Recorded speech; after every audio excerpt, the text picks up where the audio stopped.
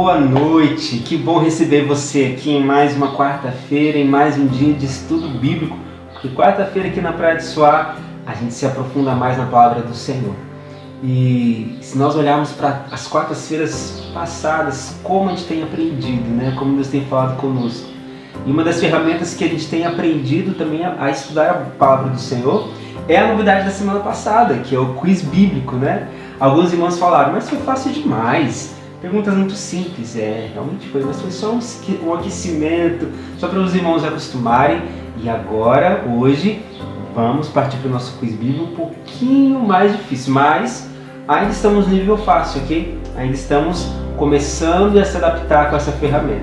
Então, durante o quiz você pode colocar aí no chat já qual é a sua resposta. Não perca tempo, já sabe a resposta? Já coloca a resposta aí e vamos aprender juntos agora no quiz bíblico desta noite. Estão preparados? Então vamos lá. Deus abençoe vocês e bons estudos.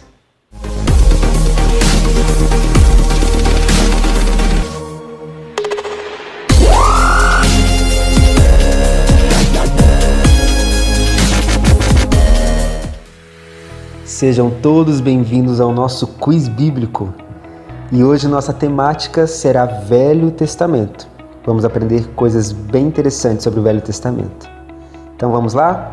A nossa primeira pergunta é: o Velho Testamento é composto por quantos livros?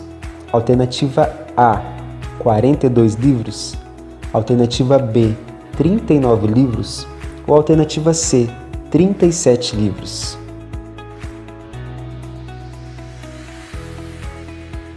A Bíblia que os protestantes usam são divididos em 5 grupos diferentes. Os livros de lei, de história, de poesia, profecias e livros deuteronômicos.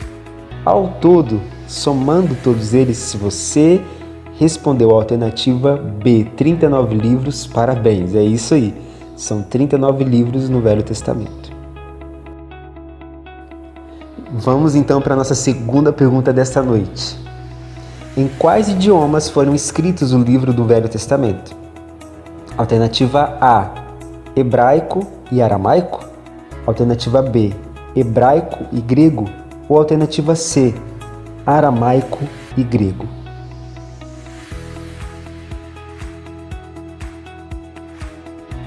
O Velho Testamento foi escrito em 2 principais idiomas. Se você respondeu a alternativa A, hebraico e aramaico, é isso aí. Parabéns, você acertou. Essa terceira pergunta, ela é um pouco mais difícil, mas eu vou dar um pouco mais de tempo para vocês responderem, ok? Quem são os profetas maiores do Velho Testamento? Alternativa A, Isaías, Jeremias, Zacarias e Malaquias. Alternativa B, Isaías, Daniel, Ezequias e Zacarias? Ou alternativa C, Isaías, Jeremias, Ezequiel e Daniel?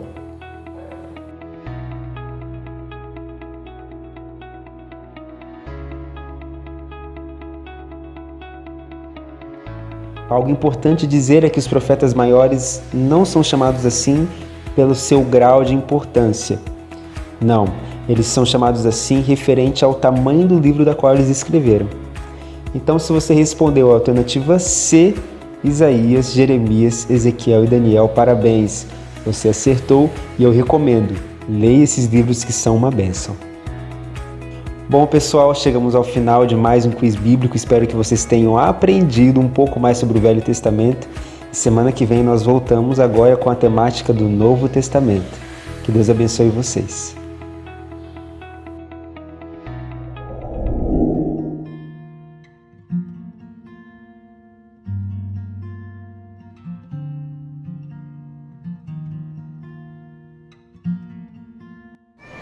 Irmãos, aqui é o mini pomar que eu tenho na minha residência.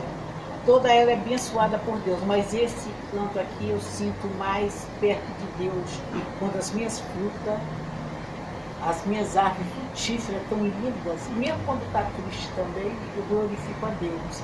Pé de abuticaba, pé de limão, aqui tem o pé de acerola, ali o pé de pitanga, e o pé de romã.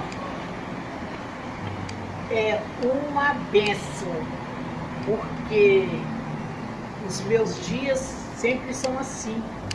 Eu olhando as minhas plantinhas, molhando, e Deus tem me dado assim uma coisa que todo dia, quando eu vou dormir, agradeço, quando eu desperto também, eu agradeço pela oportunidade que Deus está me dando.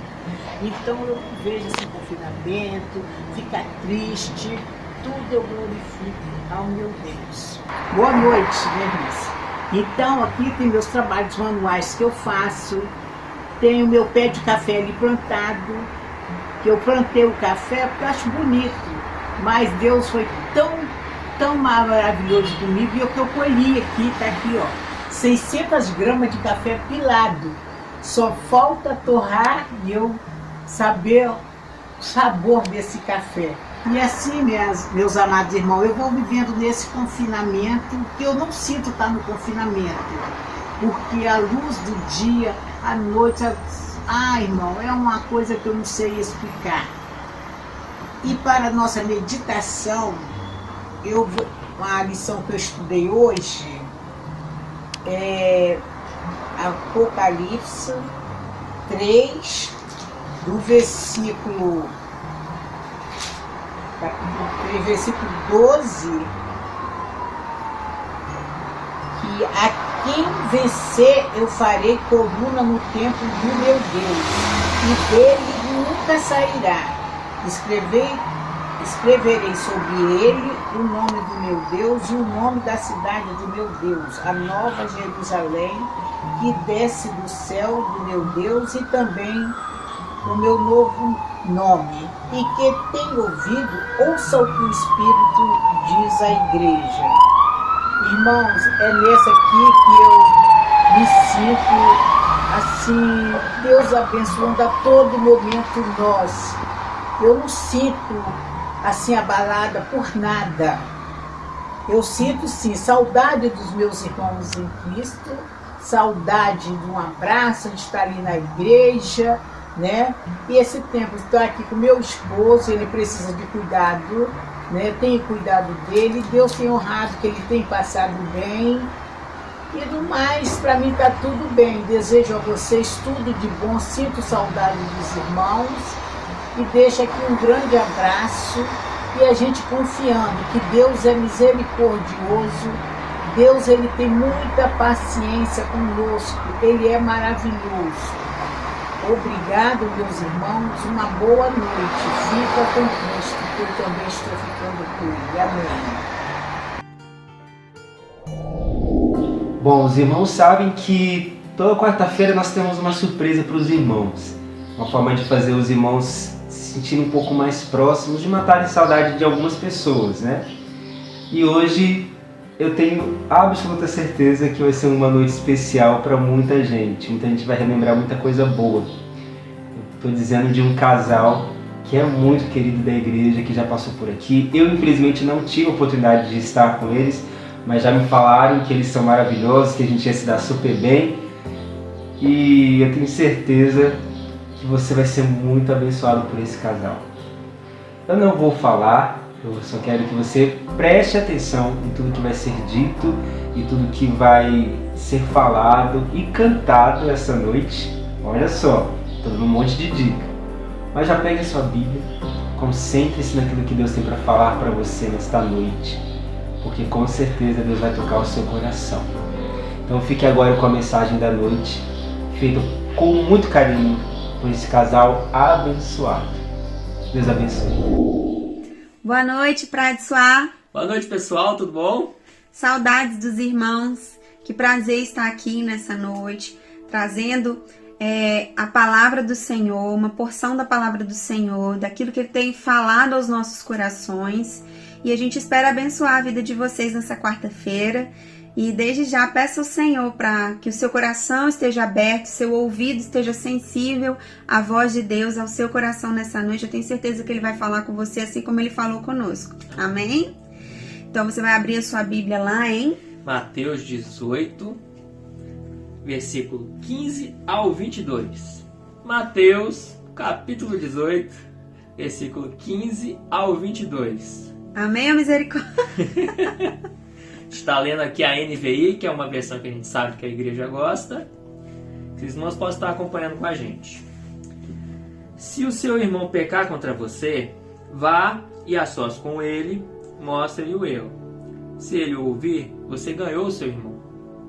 Mas se ele não ouvir, leve consigo mais um ou dois, de modo que qualquer acusação seja confirmada pelo depoimento de 2 ou 3 testemunhas. Se ele se recusar a ouvi-los, conte à igreja. E se ele se recusar a ouvir também a igreja, trate-o como pagão ou publicano.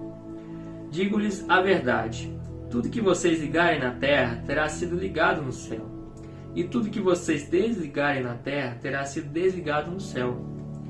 Também lhes digo que se 2 de vocês concordarem na terra em qualquer assunto sobre o qual pedirem, isso lhes será feito por meu Pai que estás no céu. Pois onde se reunirem 2 ou 3 em meu nome, ali estou no meio deles. Então Pedro aproximou-se de Jesus e perguntou: Senhor, quantas vezes deverei perdoar a meu irmão quando ele pecar contra mim? Até 7 vezes? Jesus respondeu: Eu lhe digo, não até 7, mas até 70 vezes 7. Amém? Vamos orar? Senhor, nosso Deus, nosso Pai, nós pedimos a Tua graça e a Tua misericórdia, para que possamos entender e meditar sobre esse texto, extrair dele ensinamentos que o Senhor quer nos passar, que o Senhor quer nos mostrar. E Pai, em nome de Jesus, que o nosso coração esteja suscetível à voz do Senhor, que possamos querer a vontade do Senhor na nossa vida e praticá-la, Senhor. Nos ajuda, Deus, a abrir mão daquilo que for preciso, para sermos cumpridores, praticantes da palavra do Senhor, não somente ouvintes. Que não fiquemos indiferentes a essa palavra, mas que, ó Deus, o Teu Espírito transforme os nossos corações à imagem e semelhança de Jesus Cristo a cada dia. É o que eu oro e agradeço em nome de Jesus. Amém. Amém. Amém? A primeira coisa que a gente precisa ter em mente quando a gente lê um texto é entender em que contexto esse texto está inserido. Não há um texto sem um contexto, né? Jesus estava falando aos seus discípulos. Discípulos esses que seriam os fundadores da igreja, né? Após a sua morte, a sua ressurreição, eles dariam continuidade ao evangelho, espalhariam o evangelho pelo mundo inteiro e fundariam a igreja. E Jesus estava falando justamente, passando essas orientações para esse contexto eclesiástico, né? De pessoas que se reúnem em um só nome, no nome de Jesus, né? Pessoas que estão submetidas e buscando viver o evangelho. Então é nesse contexto que a gente está falando e que Jesus estava falando aos seus discípulos, orientando como eles deveriam agir numa questão como essa, uma questão de pecado entre os irmãos, uma ofensa de um irmão e assim por diante. E a primeira coisa que a gente entendeu a respeito desse texto, nesse contexto, é que Jesus não quer que ninguém se perca. E pois ele nesse texto nos ensina a persistir no resgate do nosso irmão. Se você for lá no texto, você vai perceber, primeiro, Jesus fala: você vai e procura o seu irmão. Não resolveu? Você chama mais um ou dois, vai vocês 3, procura esse irmão de novo. Não deu certo? Aí você vai contar para a igreja. E ainda assim não dando certo, Jesus fala: você trata-o como pagão ou publicano. Essa questão de não dar certo é a questão dele resistir àquele ensinamento. Você exortou pessoalmente, tete a tete com seu irmão. Ele não te ouviu? Você trouxe 2 testemunhas para poder te auxiliar, para poder acompanhá-lo, para poder discipulá-lo, e ele ainda assim não abandonou aquele pecado, não se arrependeu, não se transformou. Você traz para a igreja. E se a igreja como um todo, amando aquele irmão, acolhendo aquele irmão, exortando aquele irmão ainda persiste no erro e ainda resiste às orientações, às exortações, isso demonstra que algo está errado. Você não concorda? Realmente, se você parar para pensar, demonstra que esse irmão não tem frutos. Aí a gente não vê verdadeiro arrependimento nele. E o que acontece depois? Porque uma pessoa salva, ela mostra frutos espirituais. E esses frutos, geralmente, demonstra um desejo de arrependimento contínuo. O verdadeiro salvo, ele busca se arrepender todos os dias. E se há algo que o irmão traz para ele como uma demanda, como algo que precisa ser melhorado, ele precisa rever realmente e buscar em Deus. Não somente porque o irmão falou, claro, mas buscando em Deus e tendo relacionamento com Deus, é impossível não trazer um sentimento de arrependimento ao coração desse irmão. Isso demonstra que existem pessoas dentro da igreja, dentro do contexto eclesiástico, que ainda não foram salvas, né? Jesus também fala a respeito dos lobos, né? E dos cordeiros, das ovelhas. Jesus fala do joio e do trigo. Então a gente convive com pessoas ali do nosso lado, mas que ainda não tiveram um verdadeiro encontro com Jesus. Aí você pega essas pessoas que infelizmente ainda não estão salvas, mas estão dentro da igreja, e você vê qual é o final delas. Infelizmente, pelo texto, a gente pode até pensar em dois. Que a pessoa acaba saindo por vontade própria. Por quê? O pecado não consegue habitar ali. A pessoa se incomoda tanto em um determinado momento na igreja que ela mesma decide sair e viver a sua vida de pecado. E o outro é a própria igreja decidindo pela exclusão dessa pessoa, né? Pela saída dessa pessoa. Mas não é uma igreja que pensa só nos seus sentimentos, não é uma igreja que está firmada nas suas convicções. É uma igreja que realmente está em sintonia com Deus, em sintonia com o Evangelho, firmada na palavra, uma igreja que pensa como Cristo, que segue a vontade de Deus. Exatamente, porque muitas vezes nós levamos para o lado pessoal, né? Ofensas pessoais, partidarismo, interesses, muitas vezes até talvez financeiros, ou motivos mesmo carnais, humanos, que fogem da vontade do Evangelho, que fogem do foco do Evangelho.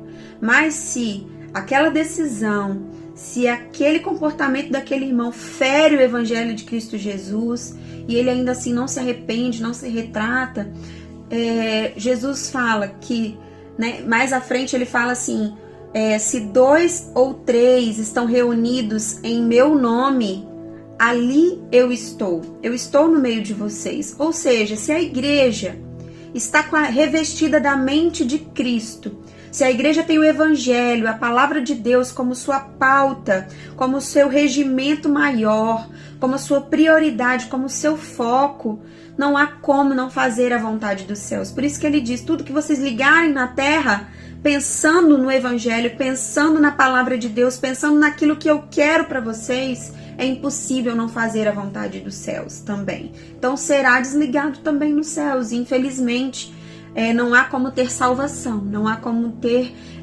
um contexto de pessoas salvas, né? Então a gente tem que entender que nesse momento onde a gente fala muito, né? Onde 2 ou 3 estão reunidos em meu nome, muitas vezes a gente puxa isso para o contexto somente do culto, mas esse texto está inserido num contexto muito sério, né? Onde às vezes até uma decisão extrema precisa ser tomada no meio do corpo de Cristo, mas que se a gente entende que essa igreja está conectada com a vontade de Deus e busca incessantemente servir a Deus integralmente, busca santidade, busca se revestir da mente de Cristo, ela está em consonância com a vontade de Deus, Deus se faz presente ali também, naquela decisão difícil, né? A gente precisa ter fé e convicção de que Deus está ali conosco, que Jesus está permitindo aquela ação, porque é a vontade dos céus também. Verdade. Mas aí a igreja excluiu essa pessoa. E o que a gente faz? O próprio Jesus disse, a gente não pode desistir dessa pessoa também. A gente passa a tratá-la como um não crente. A gente tem que evangelizá-la. Por isso que ele fala, né? Trate-o como pagão e publicano. Não significa que você tem que desprezá-lo, que você tem que abandoná-lo, esquecê-lo, rejeitá-lo, porque os fariseus faziam isso, né? Os pagãos, os publicanos eram totalmente excluídos da sociedade judaica, né? Os judeus nem conversavam com eles, não compartilhavam nem do mesmo ambiente. Mas Jesus fala, né, que se essa pessoa rejeitou essa exortação, essa palavra que veio de Deus, e ela não quis, a gente tem que tratar ela como pagão e publicano, mas não como de forma a excluí-la, mas de uma forma mas entendendo que ela ainda não se converteu, que ela carece da salvação, ela carece de conversão genuína e profunda. Isso nos leva a continuar agindo de forma insistente, esse amor insistente que Jesus coloca em nosso coração, esse amor incondicional, esse amor com o qual Jesus nos ama, nós também devemos amar o nosso irmão. E logo em seguida Pedro pergunta, né? Ouvindo tudo isso que ele ouviu de Jesus, ele fala: Senhor, então quantas vezes eu tenho que perdoar o meu irmão? Quantas vezes eu tenho que passar por cima, esquecer o que o irmão me fez, realmente perdoar de coração? Então Jesus falou 70 vezes 7, ou seja, infinita. Aí ele fala 7 vezes? Jesus fala, não, 70 vezes 7. Sinalizando o quê? Infinitas vezes, Pedro. Nesse contexto, nós temos que perdoar o nosso irmão em primeiro lugar. Você que foi lá exortar o seu irmão primeiro sozinho, você tem que ter perdoado o seu irmão no seu coração. Aqueles 2 irmãos que vieram com você, tem que ter perdoado o irmão no seu coração. A igreja tem que ter perdoado aquele irmão de todo o coração. Não significa ser conivente com o pecado, acobertar um pecado e permitir que ele continue acontecendo debaixo dos nossos olhos. Não, mas mesmo que esse irmão tenha sido excluído, infelizmente, mesmo que uma decisão tão difícil como essa tenha sido tomada, que nós possamos nos revestir da mente de Cristo, pois Ele nos fala que nós devemos perdoar os nossos irmãos, perdoarmos uns aos outros, 70 vezes 7 vezes, ou seja, infinitas vezes. E para que o amor prevaleça, né? Depois de tudo isso que permanece é o amor. E nós agindo com perdão, nós estamos demonstrando amor. E nisso tudo o inimigo das nossas almas com certeza é envergonhado. Nisso tudo o nome de Jesus é glorificado. Não somente naquela situação, mas no contexto de igreja, na sua vida e na vida daquele irmão. Com certeza ele vai ver Jesus na sua vida, vai ver Jesus naquela igreja. E quem sabe, através deste exemplo de perdão e de amor insistente, ele não vai se converter de verdade, né? Quem sabe não é através de nós que nós vamos ganhar esse irmão. Amém? Amém. Vamos orar antes de cantarmos? Ora, meu bem. Deus, nós entendemos que muitas vezes não queremos ouvir a Tua voz e seguir a Tua vontade, porque isso carece que nós nos humilhemos, carece que nós muitas vezes nos quebrantemos, ó Pai, mas nós queremos realmente seguir aquilo que o Senhor tem como propósito em nossas vidas. Nos ajuda, Pai, a liberar perdão para aqueles que nós precisamos. Amém, Deus. Nos ajuda, Pai, a buscarmos aqueles que estão longe. Nos ajuda a pedirmos perdão para aqueles que nós magoamos, Pai. Que realmente comece em nós, que o quebrantamento e a mudança nas vidas das pessoas possa partir de nós, Pai. Sim, Jesus. Que a Tua igreja realmente seja o testemunho vivo do Senhor aqui. É o que eu te oro em nome de Jesus. Amém. Amém.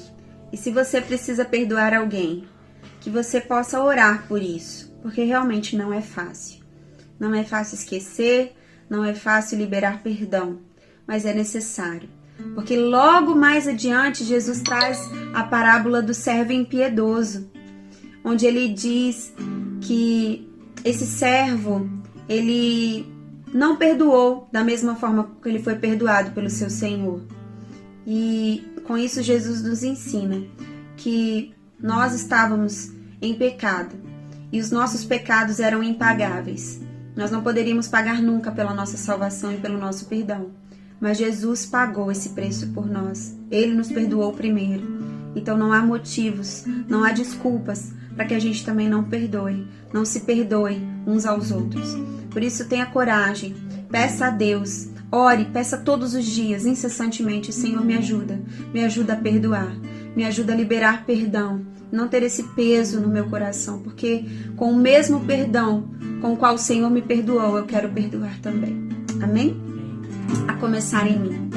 Cante conosco. A começar em mim, quebra corações, para que sejamos todos um, como Tu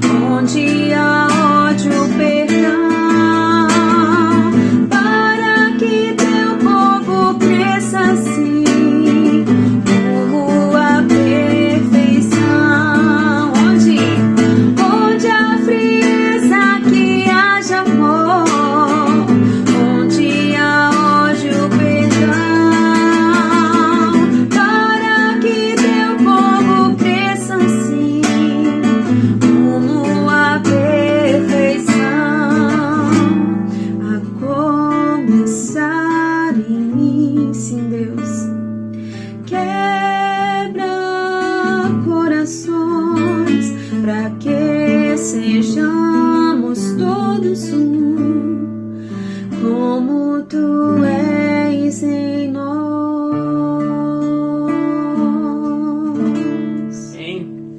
Amém? Que sejamos um só corpo em Cristo Jesus. Um beijo, irmãos. A graça e a paz seja com todos. Fique na paz, irmãos. Até a próxima, hein? Eu não disse que era um casal muito abençoado, eu não falei que vocês iriam gostar, eu sabia. Como eu falei, eu não tive a oportunidade, mas eu fui muito abençoado por eles. E que eu quero deixar aqui meu abraço em nome da igreja e em meu nome, Luana e Samir. Deus te abençoe. Deus abençoe vocês, que vocês continuem sendo bênção e luz onde vocês estão, em nome de Jesus Cristo, porque vocês realmente refletem o brilho de Cristo. Deus abençoe vocês. E irmãos, estamos chegando no final de mais um culto. Que Deus abençoe você, que dê um restante de semana abençoada, que você continue ainda estudando, se aprofundando na palavra do Senhor, porque a Bíblia é a única que pode nos trazer realmente a vontade do Senhor para as nossas vidas. Amém? Então tenha uma semana muito abençoada em nome de Jesus. E não se esqueça, domingo pela manhã nós temos a nossa EBD online. Nós temos nosso culto Kids, tudo pela manhã, a partir das 7 horas da manhã. E à noite nos encontramos, se o Senhor permitir, mais um culto online. Então fique aí com a nossa última canção da noite e que o Senhor abençoe você e sua casa, no nome de Jesus. Tchau.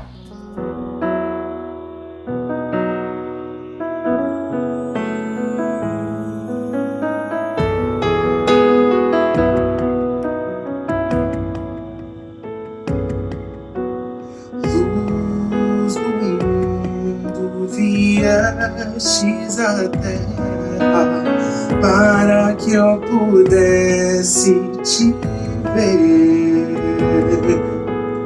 Tua beleza me leva a adorar-te. Quero contigo viver. Para adorar-te, vim para prostrar-me, vim para dizer que és meu Deus, és totalmente amável, totalmente digno, tão maravilhoso para mim.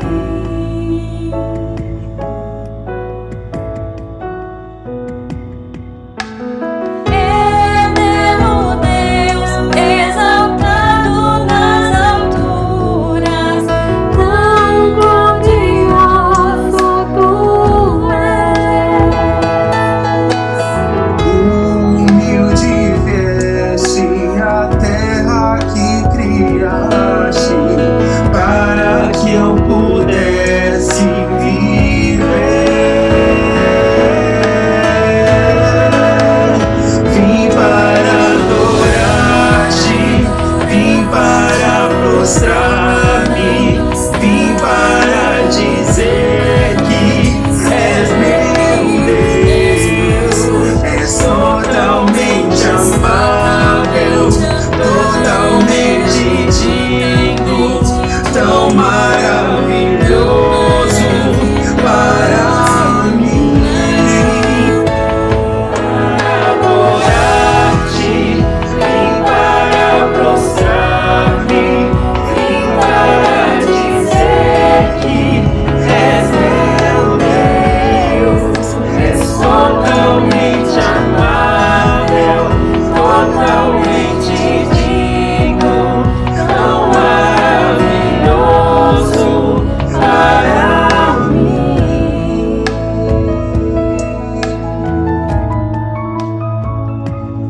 Eu nunca saberei o preço dos meus pecados lá na cruz. Eu nunca saberei o preço dos meus pecados lá na cruz. Eu nunca